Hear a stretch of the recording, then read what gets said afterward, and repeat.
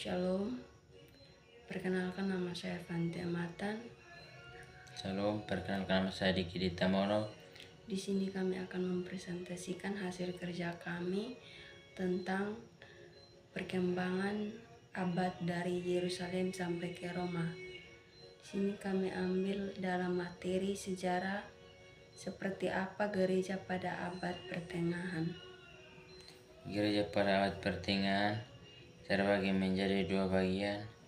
Satu bagian merupakan pusat kekuasaan, puas dan pendeta yang lebih tinggi, memegang semua kekuasaan secara agama dan politik dengan memberikan pengampunan dosa kepada para pengikutnya dengan meminta hadiah pajak dan tindakan kebenaran bukan banyak dengan iman.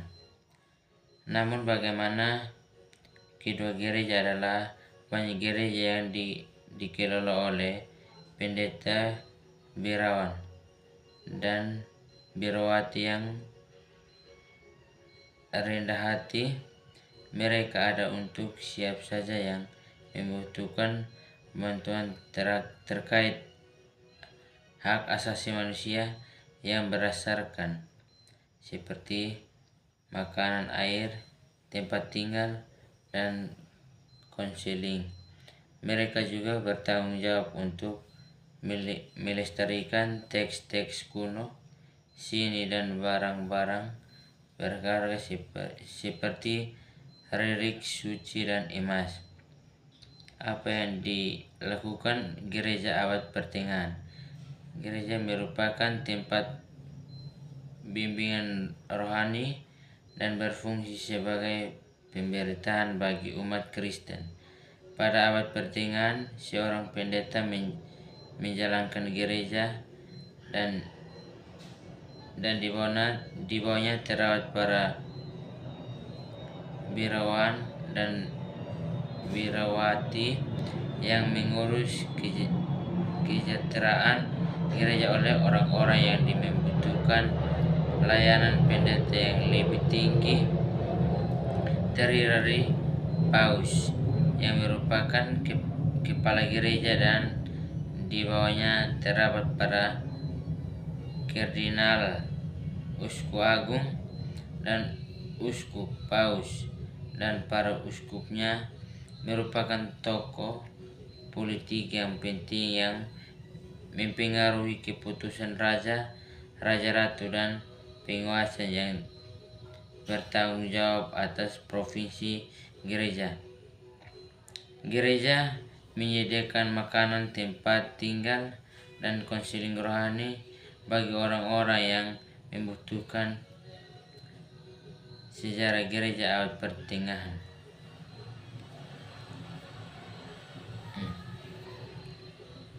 Gereja abad pertengahan tidak memiliki masalah dalam menjalankan kekuasaan tanpa batas atas orang-orang.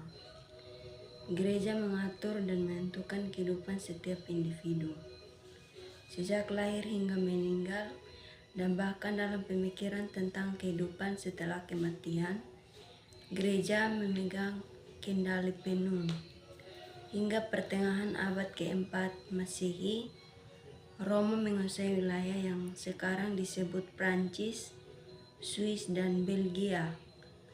Pada tahun 455 Masehi, Roma dijajah oleh bangsa Vandal dan akhirnya ditaklukkan pada tahun 476 Masehi. Suku-suku termasuk bangsa Vandal, Ostrogoth, Visigoth, dan Frank membagi wilayah tersebut. Setelah kemenangan yang tak terduga dalam pertempuran, raja tersebut memeluk agama Kristen. Ia memeluk agama Kristen pada tahun 496 dan dikenal sebagai Konstantinus Baru, kaisar yang mengkristenkan kekaisaran Romawi. pertobatan Kolvis sangat penting bagi orang-orang saat ini karena ia menceritakan pertempurannya sebagai kemenangan Kristen. Ia berjuang atas nama Yesus dan untuk gereja, ia memberikan hadiah kepada gereja. Sebagai balasannya, ia menang dalam pertempuran. Diberkati dengan mujizat dan dihormati dengan jabatan konsul kekaisaran.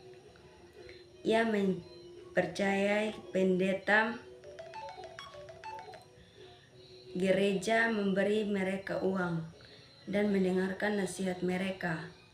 Hal itu memberinya kekuasaan Gereja Katolik Roma yang saat itu sangat penting. Percikan gereja abad pertengahan memungkinkan adanya monatisme. Monatisme adalah praktik keagamaan yang dilembagakan yang mengharuskan kehidupan pelayanan di bawah hukum dan peraturan tertentu. Monatisme memainkan peran penting dalam nilai-nilai dan hukum pendirian gereja Katolik. Dua praktik utama monatisme di gereja abad pertengahan adalah akibat dan kehidupan doa.